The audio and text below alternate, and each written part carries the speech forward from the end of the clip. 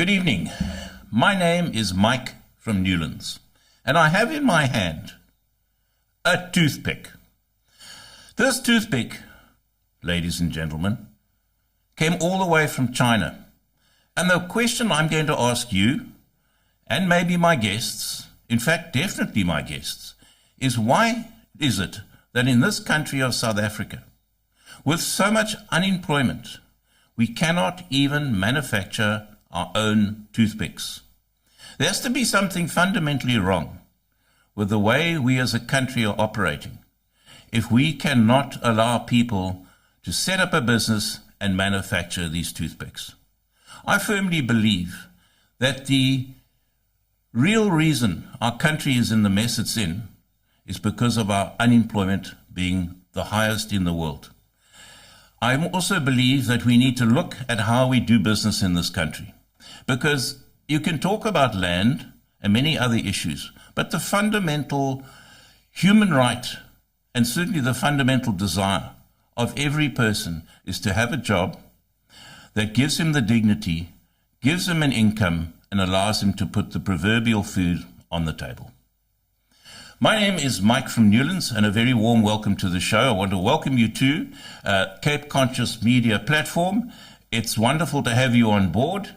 And I also want to just pay special mention to my good friend Roscoe Palm, who put me on the hot seat. Thanks, Roscoe. I owe you. And I am happy to be here, though. That's not a threat. And then I want to also just thank Nantal, the sound engineer and producer, for his guidance and direction. Much appreciated. So what is my show going to be about? Well, it's going to be politics, pretty much wall to wall. But I have a particular view on the way things operate and where I'd like to see things operate.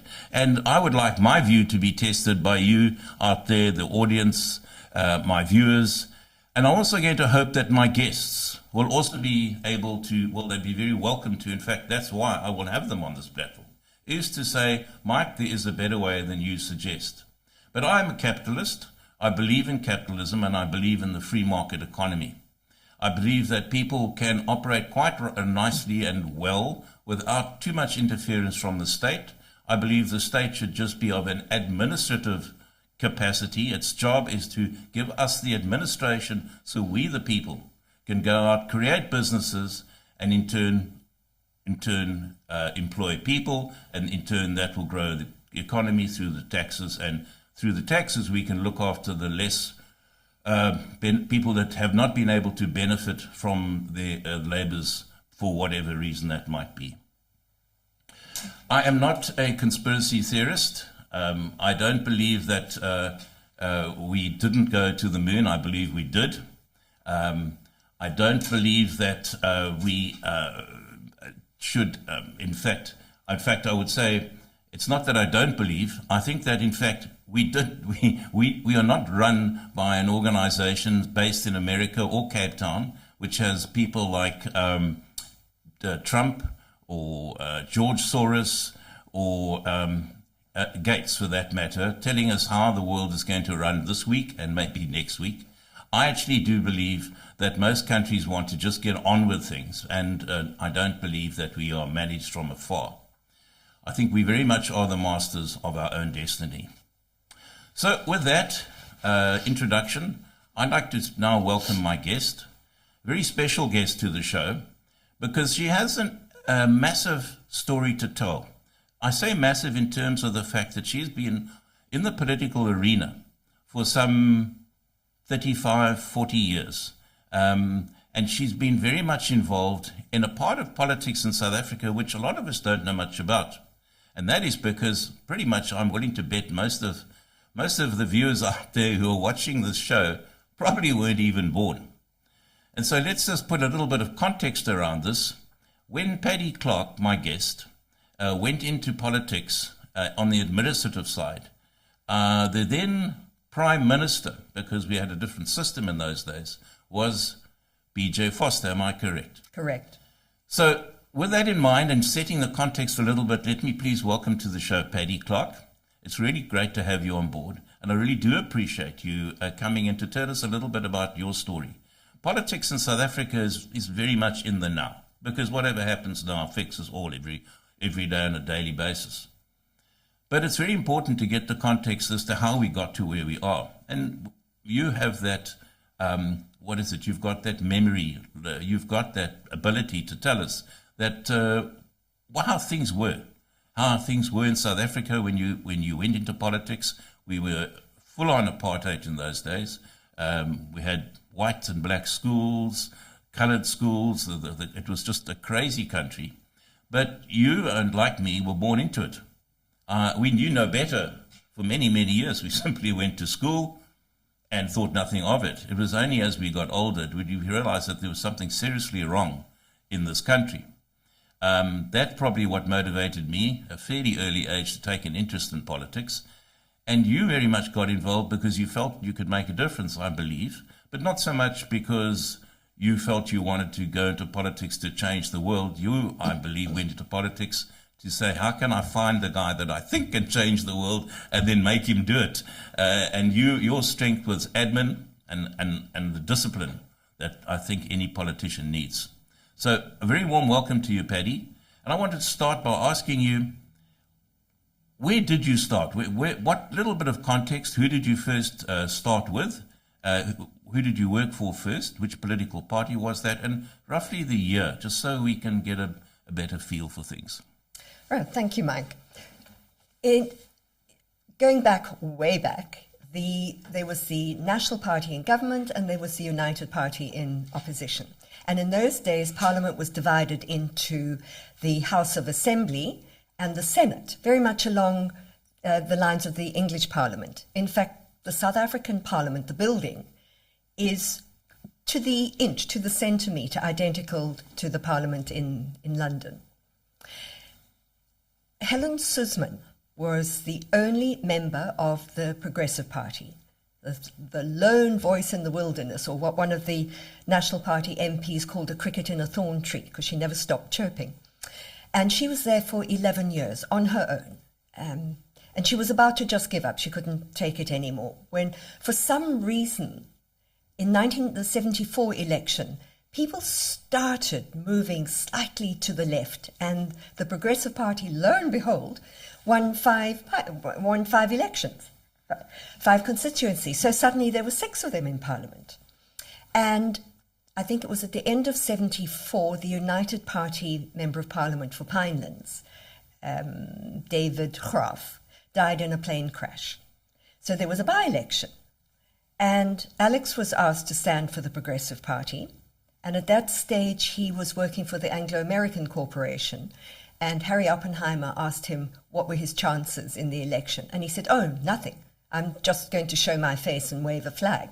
Well, he won by 32 votes. And then they had to advertise for a secretary for him. And we didn't have the internet in those days. So they advertised in the newspaper. And I saw the advertisement and I applied, not, to be honest, not because I was fired up and keen, but simply so that I could tell my husband when I got home, guess where I went today? And I couldn't believe it. I walked out of the interview with the job. So in January 1975, I was part of the secretarial team in Parliament. And I was there for 12 years. They started with 7 members of Parliament, and then they joined forces with some disaffected members of the United Party and became the Progressive Reform Party, and then even more disaffected members of the United Party and became the Progressive Federal Party. But by that stage, I was thoroughly disillusioned. I felt that the ideals of the original 7 had been so watered down that I was very unhappy. I didn't believe in it anymore. But I stuck it out because of personal loyalty to Alex Boraine. So when he came to me one day and said that Van Zyl Slabbert was about to announce his resignation and that he, Alex, was going to follow him, I thought, yes, I was so relieved. So Van Zyl Slabbert did resign very dramatically in a no-confidence debate. He had only told his caucus 1 hour before that. So when they all trooped into the House, they were shell-shocked. I think only 5 knew about it. Yeah. I remember very, very well that day, and I was there. I was in Parliament. I was there because I was tipped off. I had an inside track. And so, yes, you're right, in the gallery it was, as usual, not that full. So it was quite bizarre to see history being played out in front of my very eyes with so few people to witness it. There were a couple of journalists up in the gallery, myself and a few other people. And I do remember most of all the shock of the Nationalist Party when he got up and walked out. It was so final. Yes, it was a very memorable day. Carry on. So this is very interesting. Well, Alex wanted to walk out at the same time, but Van Zyl-Slabbert, for some very strange reasoning, asked him to stay on and keep the party together. The party he just left. The party he had just left, working in the parliament that he had just left, because he did not believe that the system in South Africa would change from within parliament, especially when he found out that parliament was being lied to by the Minister of Defence. Yeah. So Alex left a week later, but that was almost an anticlimax because everybody knew that if Van Zyl walked out, Alex would not be far behind because they were joined at the hip. And would I be right in saying that Alex and Van Zyl-Slabbert, and in fact most of the original founding members, were in Parliament because, as you say, they felt they could make a difference. And that's obviously why they were there. They weren't there because they condoned apartheid in any way. They saw it as their way of changing things from within. And when Van Zyl-Slabbert realized that this was not going to happen and that there was going to be no chance of him ever changing the system as it stood at the time and getting apartheid out, he left. I mean, that really was the reason. Am I right in saying Exactly. He was becoming terribly frustrated, realizing that they were not going to change anything by being in Parliament, voices in the wilderness. And he and Alex believed that they stood more chance of affecting the political system in this country from outside Parliament, working in civil society. So they both left with no jobs in the offing, no money, no income.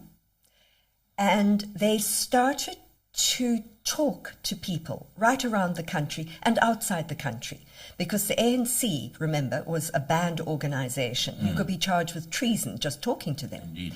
But they managed to get through to the leadership in Lusaka, and the ANC leadership agreed with the way they were thinking, was to try to move into civil society and start chipping away at apartheid from that side. Now, was this before Idasa was formed? Because when they left Parliament, they formed Idasa. Correct. Again, in consultation with civil society and in discussion with the ANC, they decided to form an organization, which I think when it ended was called the Institute for Democracy in Africa.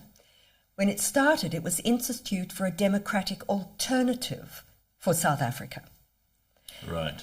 And to put their names on the map, and they decided that they were going to put together a group of South Africans, whites, from all walks of life, and they were going to secretly leave the country and meet with the ANC in exile in Senegal. It's crazy that we had to go through this, yeah. It was crazy, and because everybody thought that we took the view that phones were being bugged, so every Yours approach, included, I believe. well, yes, it was bugged so badly you could hear the echo in the background and the clicks. But that was only because of who I worked for. Yeah. So they put together this group. The passports and the visas had to be organized in Paris with the Madame Mitterrand Can I ask Foundation. a question just before you go any further? Where was the money coming from all this? Because I don't believe Alex nor Van Zyl-Slabbert had the money to do this. They had no money, and virtually nobody in South Africa was prepared to help fund them because they didn't want to get on the wrong side of the National Party. So the Nordic countries were very generous. I honestly remember the ambassador for Norway arriving with a huge suitcase of money, cash, Literally. to give it to Van Zyl-Slabbert, who panicked and said, no, try and find a bank account to put it into. And then they hadn't raised enough money for this trip. I mean, you think about it, all those airfares, it was hugely expensive. And somebody said, there's this man called George Soros, who has got a foundation, the Open Society Foundation in America. He's got lots of money. Why don't you go and talk to him? So Van Zyl and Alex contacted him, and he said, yes, it sounds intriguing. I'll give you an hour. So they jumped on an aeroplane, flew to New York, went to visit him in his apartment one weekend. And Van Zyl Slabbert was a very charismatic personality, a very likable man, highly, highly intelligent. And he was a sociologist, a professor of sociology at Stellenbosch University. And it turned out that he and George Soros were both ardent fans of the philosopher Karl Popper. So they got talking about Karl Popper, and Alex kept looking at his watch because the hour was ticking away. And eventually Soros took pity on him and said, right, I know you're here for money. How much do you need? And Alex told him, and Soros said, well, I can't give you all of it. I'll give you a contribution, but if you struggle to find the balance, come back to me. And he wrote out a check, the days of checks, and folded it and gave it to Van Zyl and Alex, and they went down in the lift and immediately opened the check. I don't remember what it was for, but it was substantial, and it was in dollars. I think in those days there was parity between the dollar and the rand. Yeah, it was that time. Yeah. So that was the war chest, so to speak. They didn't raise the balance, so they did go back to Soros, and he did come through with a great deal more money. As I said, everything had to be in secret, because if the government had found out, they could all have been charged with treason. But it seems that the government, or some people in the government, did know about this, what they called the Dakar Safari. And one of the cabinet ministers approached one of the delegates and said, listen, we know about this trip. Would you sound out the ANC about possible negotiations in the future, and how would they treat the Afrikaners and how would they treat us, the National Party? So everybody was a bit gobsmacked by that. When they came back from the Dakar Safari, the very right-wing AWB, remember Eugene Terreblanche? I remember. Afrikaner Weerstandsbeweging, that's right. They were at the two main airports, Johannesburg and Cape Town, in their khaki and their guns. Wow. They were actually allowed into the airport carrying guns. Good grief. So, Good grief. Yeah. So the plane that landed in Cape Town they couldn't stop at the terminals, they had to go through to the cargo area. So I understand by this stage, of course, now it hit the world press. So they knew once they were going to get there, then that was it. They were going to It exposed. exploded. Yeah. They took, I must say, they took a team of journalists with them to cover the Dakar Safari. Yes. But literally every country in the world was agog as to what was going to happen. Yes, I remember it well. I mean, I get quite emotional when I think about it, because it was a real breakthrough. It was. And it was, it's just so very exciting. And of course, it had to be in secret, because the government wouldn't have allowed them to leave the country, would they? They wouldn't have got their exit visas. Oh, no. Yeah. They would have had, when PW found out, he was incandescent with rage. Wow. Yeah, and he threatened to lock them all up. I do remember that. He was going to confiscate their passports. He called them useful idiots. That's right. So bluster as he would, it was a breakthrough. And from then on, there were almost weekly flights carrying South Africans from South Africa to meet with the ANC in exile. And then I believe the National Party started to use Van Zyl Slabbert and Alex Bahrain and the organisation to communicate with the ANC. Is that right? Did that happen at all? No. The Alex and Van Zyl would never have been what they call stooges to the National Party. If the government wanted to make contact with the ANC in exile, that was fine. It was up to them. But Alex and Van Zyl were not going to act as conduits. I would mean more in terms of a messenger, ask the ANC if we can do, if they would meet with us, because there was no communication. No. I'm sure, between the ANC, which I think they'd probably declared a terrorist organisation by then. Oh, yes, that's why they were banned, yeah. Exactly, and doing everything, the government, National Party were doing everything they could to discredit the ANC, even going so far as to plant bombs in South Africa and blaming the ANC for that. Yes. The PW Botha refused point blank to have anything to do with the ANC, but other cabinet ministers. I think Kobie Coetzee, Minister of Justice, and obviously F.W. de Klerk. But some of them, yes, slowly started communicating with members of the ANC in exile. And at this time, Nelson Mandela was sitting on Robben Island.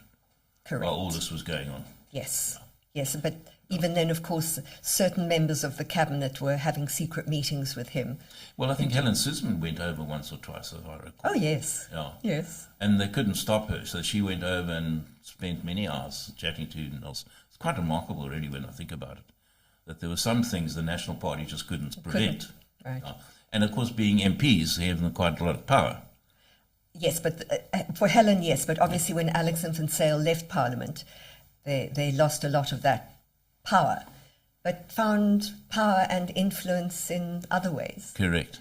Van Zyl, Slabbert and Thabo Mbeki got on extraordinarily well. Oh, really? Yes. That's so interesting. And that relationship lasted for many years. And then where to from there? So the Lusaka trip has happened. Things are changing a little bit. There's almost a mood in the country, I think, that stage, that change is in the air. We didn't know how long it was going to take, but we kind of felt the edifice was crumbling. Yes. And I think that was the start of it. And I think it was the Pero back in those days drew a castle, and you could see the one side of this castle branded apartheid, and one side of the castle was slowly, the walls were starting to crumble.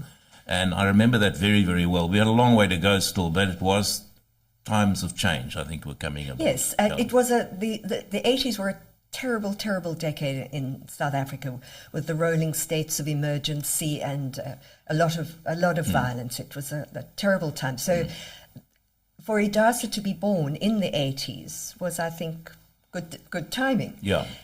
The government had the population of South Africa in its hands by persuading them that there was a red under every bed, and that if the ANC came back to South Africa, all the whites would be wiped out. So they ruled by fear, and Idasa considered it one of its responsibilities was to persuade white South Africans that there was life beyond apartheid. So they organized conferences, seminars, workshops, just to get debate going about what sort of post-apartheid South Africa were we looking at, did we want? It's interesting that now I remember those days, and obviously I had a lot of contact with Idasa through you.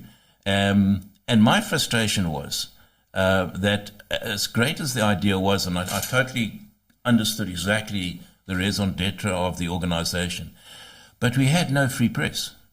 If you look at all the newspapers were most extremely, in fact, anti-apartheid and anti-government, but they couldn't print what they wanted to print.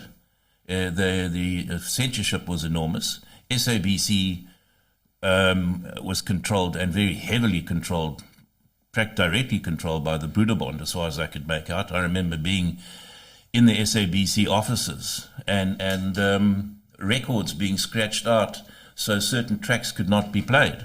And it was that crazy. In fact, the Beatles were banned on SABC from being played. I remember on one occasion the newsreader was interrupted by the producer because P.W. Botha phoned in to complain about the way the news was being presented. It didn't make him come across in a very good light, so he phoned in. That's how crazy it was. So poor old Idasa had this problem, because how do you get your message out to the people? Because that was your target market. Yes. Was primarily the black people of South Africa, to say, look, not everybody thinks this way. There is change coming. But my frustration was that was a real battle for them. But I don't know. That's my interpretation. Do you feel that Idasa did achieve its goals ultimately, or made the difference that? I do. I really do. It wasn't overnight, and they obviously didn't get through to everybody in the whole country, but they chipped away at the South African psyche and tried to persuade people, tried to put together events where black, white, Indian, coloured, everybody across the spectrum could get together, talk to each other and realise, oh, wow. But that in itself was a problem, because we had a full-on apartheid. So very often putting these together, were they not, I mean, how did you get all the whites in one room and the blacks in the other? Because those were the days when I went to the post office and there was a wall, and, you know, I could see the black customers and they could see me, but we were in our own little queue. How did you overcome that in Idasa, or was that later stages? That later on? There were grassroots meetings where, in the townships, organised by community leaders. You had to get buy-in from people. You couldn't just march in as Idasa and say, right, we're going to hold this meeting and that meeting. You had to work with community leaders, with grassroots leaders. So yes, it was hard, and there was very little publicity, as you say, because we didn't have the internet. A lot of newspapers were banned. We had our own in-house magazine called Democracy in Action, which we disseminated as much as we could. We publicized our events as much as we could, but yes, a great deal of it was literally at grassroots level with very little publicity. In some ways, probably just as well.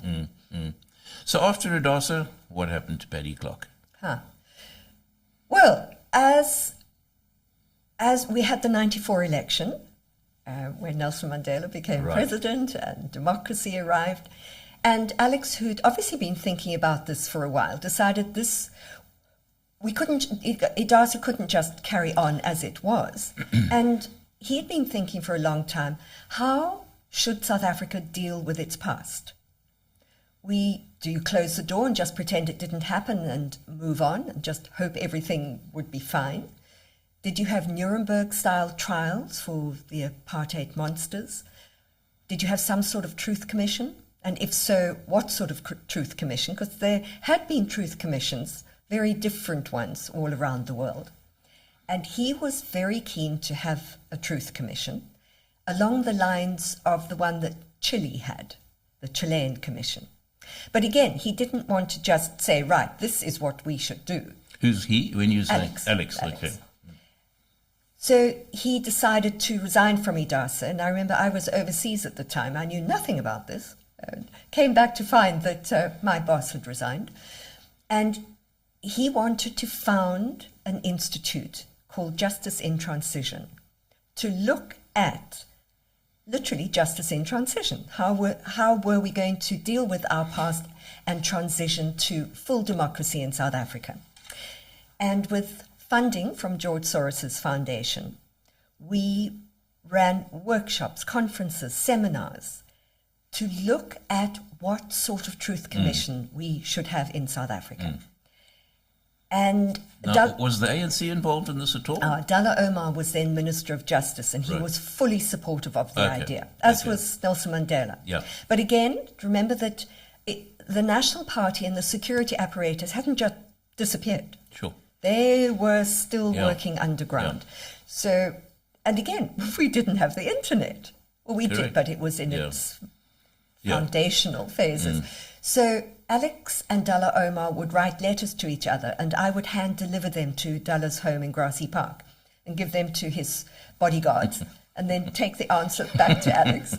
And there would be face-to-face meetings and careful telephone conversations.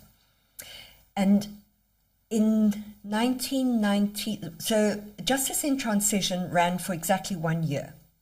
At the end of that year, when Nelson Mandela announced the establishment of the Truth Commission, Alex said, right, our work is done, and we closed our doors. It was an amazing year. I worked 6.5 days a week. It was literally just Alex and me, and then we outsourced assistance when we needed it.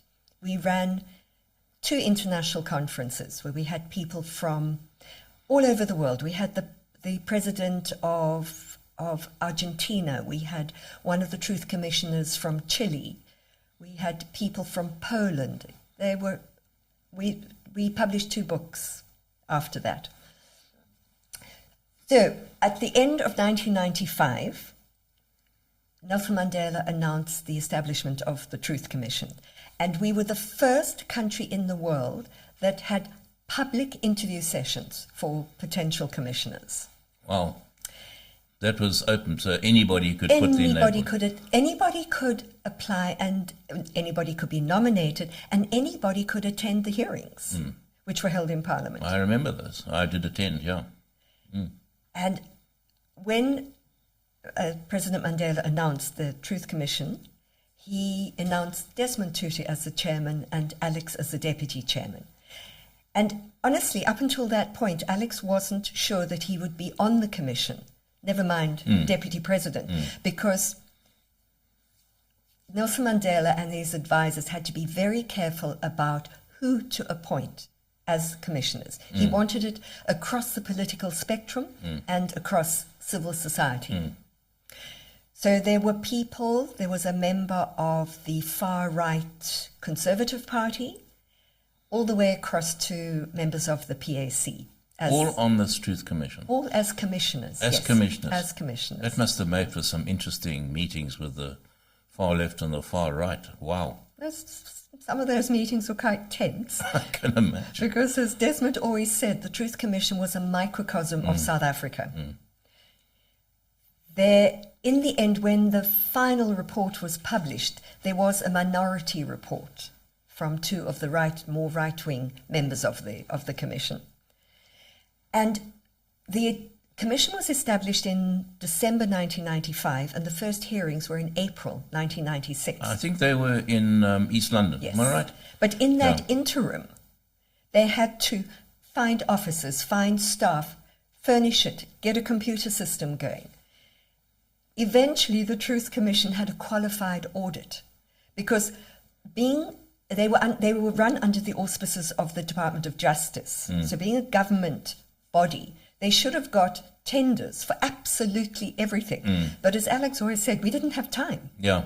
So we literally just went out and bought desks. We went out and hired people. We got computers just to be able to be up and running by the April hearings in East London. And it was felt that it was only right and proper, given South Africa's history, that those hearings should be held in East London. Yeah, But I do remember those hearings. I remember them being, especially the first one with where old Bishop Tutu broke down and was being comforted by Alex, and it really was very emotional. I do remember that very well. And so I can imagine going forward, it must be very stressful, just listening to all those stories. Day after day, after day. day. Yeah. Not just for the commissioners, but for many of the staff and for the journalists. Yeah. Because most media bodies appointed people to follow the commission throughout its life. So if you remember on SABC radio, every Friday night, Max Dupree had a roundup of the week's work on the commission. Is that right? Yes. Okay. When the commission started, the Archbishop Tutu said to everybody, look, this is going to be a stressful time. It's going to be hard on all of you. And I think you need to go and find a spiritual advisor, a therapist, somebody that you can go and unburden yourself to. Not all the commissioners were of a religious persuasion, and one of the commissioners said, nonsense, you just need to join a gym and work off your frustrations on the treadmill. And the commission appointed 2 full-time psychologists. So I think you can see who won that argument. And then they found that it wasn't just the commissioners who needed support, it was the people who were organizing the hearings. It was the simultaneous interpreters who were interpreting in the first person, either the victim or the perpetrator. And one of them said that she didn't realize she was crying until she saw the teardrops landing on the paper in front of her. And then they found that the journalists were breaking down. Ankie Kroch wrote an extraordinary book after the commission called Country of My Skull. And in it, she talks about the mental anguish of following these commission hearings.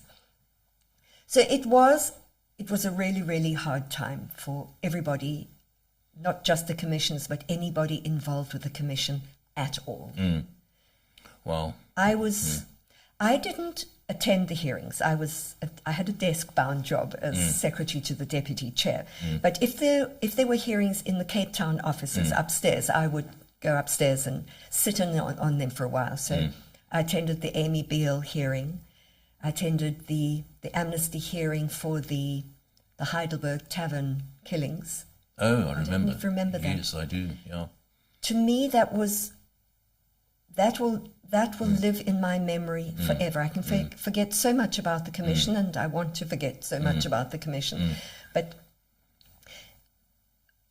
a witness at the amnesty hearing very dramatically stood up and said that he had seen the getaway car after the Heidelberg massacre. And he said, and the driver of that getaway car is here. And he pointed at Dumisa and Sebeza. Good grief. Dumisa was a commissioner. That's right. And he was head of the investigative unit. Yeah. And there was uproar that Dumisa had been pointed out as the driver of the getaway car of a terrorist massacre. And that was, I think it was an observatory. It was an observatory. And it was a bar or a restaurant, and a bomb was left there. It was a tavern, yeah. A tavern, okay. So there was an emergency commission meeting. Dumisa stood up and denied emphatically and passionately that he had anything to do with it. But the commissioners decided that the right thing to do was for him to step back and absent himself until there was an investigation into it. And they got, I can't remember his name, but it was a judge, a very well-respected judge, to investigate the situation. And that was on a Friday. On the Monday morning, people arrived at work and found the witness asleep in the doorway of the commission offices. He slept there overnight because he was so desperate to talk to Desmond. And he confessed to Desmond that he'd lied at that amnesty hearing. Good grief. And that he'd been put up to it by the former security services. So that's what I mean, that security police carried on trying to undermine the new democratic government. Because they were probably very much still there in terms of being paid, still part of the police. In some cases. But now we're working against the new government. Yeah. And also scared that they would have to appear before the commission. Yeah. And many didn't. Many didn't. Many didn't.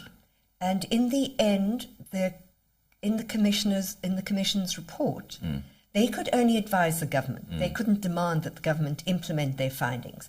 But one of their recommendations was that anybody who had been involved with any form of violence in the past and hadn't applied for amnesty or hadn't made full disclosure at an amnesty hearing should be charged.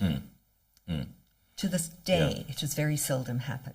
And I think, I can't remember anybody going to jail from any of the outcomes of the Truth Commission. Am I right? Or I don't know. Any convictions? I can't remember. I can't remember, but there have been a number of civil society organizations that have continued, and individuals like Howard Varney. There have been a number of organizations that have continued to push this. Yeah, my overall feeling was that I thought I wasn't a big fan of it initially for all sorts of reasons, but it was, I think, in hindsight, the right thing to do at the time. But I just think it ended without a real firm outcome. And I think people still refer to it today as being not as successful as they would have liked, because we wanted to see people pay. We wanted to see people, we wanted to see justice served. That's what we wanted. Yes. And we didn't really get that. We learnt about what happened and some terrible things that the security police got up to, amongst other things. But we never saw really any consequences for your actions or for their actions. But overall, I have to say, I mean, I thought it was a remarkable event, and it's incredible that we carried it off the way we did, and given the politics of the country at the time. It was the biggest truth commission in the world, and therefore obviously the most expensive. I get quite defensive, I suppose, because I know a lot of people were disappointed, as you say, at the outcome or lack of outcome. But as I keep saying, the Truth Commission could only make recommendations. They couldn't demand that those recommendations be implemented. So they handed the final report to the government, and by then Thabo Mbeki was our president. Right. So they formally handed the report to him. Also remember that in the Commission's report, there were findings against the ANC, who were outraged. Yes, that's right. What was the situation? They found that the ANC camps... Ah, yes, that's right. People there had been a lot of violence and torture in those camps as well. So there was a finding against the ANC. And I think, to be honest, that President Mbeki had never been a great supporter of the Truth Commission. So when the report was handed over, he rather hoped that he could put it on a shelf and it would just gather dust. He really didn't want to take it any further. And there was nothing the Commission could do about that. No, that they was had their no job. power. So it did sit in a shelf and gather dust, I suppose. It did rather, because years earlier he had established the Slubbert Commission. He'd asked Van Zyl Slubbert to put a team of people together to look at election options for South Africa. Did we have it right, or were there other ways that we could do it? Could we have a combination of proportional representation and outright elections? Yeah, and Westminster system with a constituency base. Yes. Yeah, as opposed to what we have now, which is the kind of list system. The proportional representation system. Yeah. So Slubbert, I think, did a brilliant job. He had some excellent people on his team. Again, handed the report over, and it was very politely received and put on a shelf, and nothing ever happened. Yeah. I know Van Zyl felt quite bitterly about that. Yeah, and I don't blame him either. And that report's still referred to today, and I still think it's probably one of the biggest mistakes we made in this country was not adopting that report. Because that report would have made, I think, we would have gone to very much a constituency-based system. Or a mixture of both. Well, a mixture of both. But what the fundamental difference, and I think why that report was not adopted by the ANC, because it meant that the constituency let's take Grassy Park and surrounding areas, they would elect their own MP. Yes. That was the big difference. Whereas the system we have now, that the ANC have, is that the ANC elect the MP for the area. So consequently, the person that they elect on their list reports first to the ANC and to ANC, I was going to say Lutuli House, I'm stop doing that. It's stuck in my mind, Lutuli House.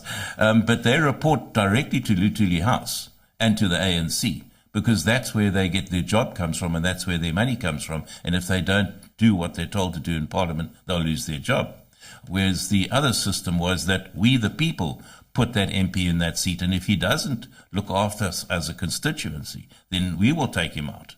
But we can't do that. We have no power to do that. So consequently, we have no way of influencing the MP for our area, and we have to rely on the ANC to say, right, this is the guy you're going to get whether you like it or not. And he couldn't really give a damn, because at the end of the day, his paycheck comes from ANC headquarters at Lutuli House and not from us. But anyway, that's a little of an aside. I'm about to say I've given you a soapbox.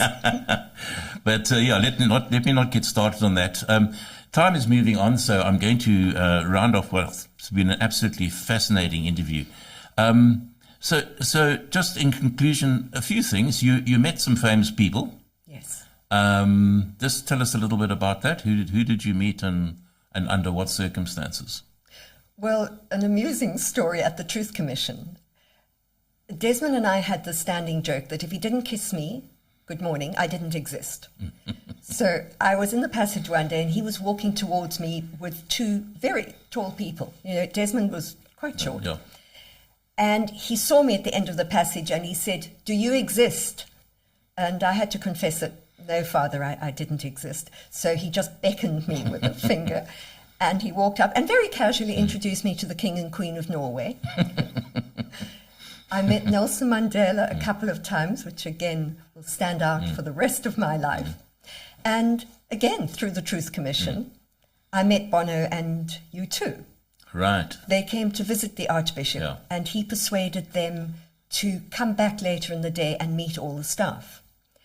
The staff were not to be told this was going to be big, big secret.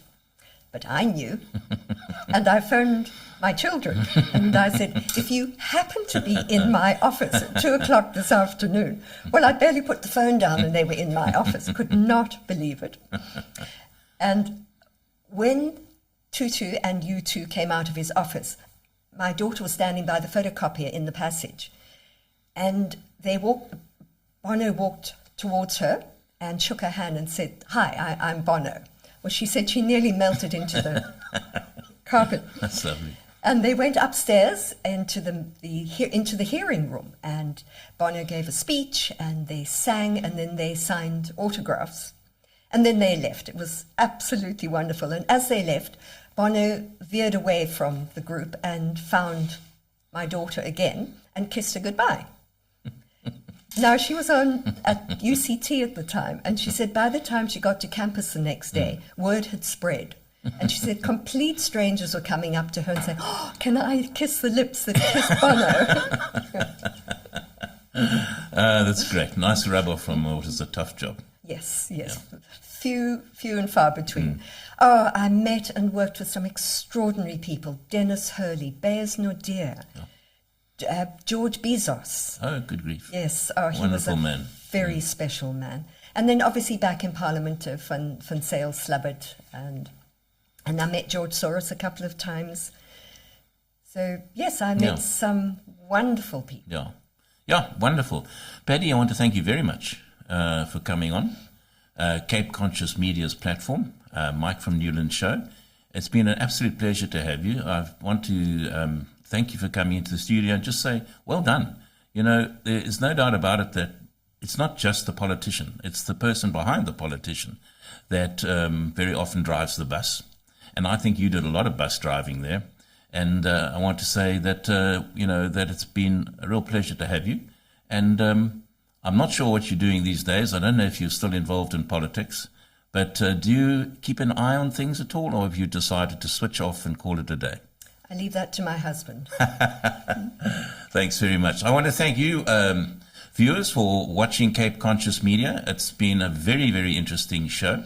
I want to ask you, please, to just hit the like button. That gets the old algorithm going and helps us increase our viewership on the platform. And then I also want to remind you that I have this toothpick. It's still in my hand. I still want to know why we can't manufacture this toothpick in our own country. Give it some thought, and I will certainly challenge the next guest we have on the Mike from Newlands show to tell me why he thinks we can't, or maybe why we can. Good day. Or she. Or she.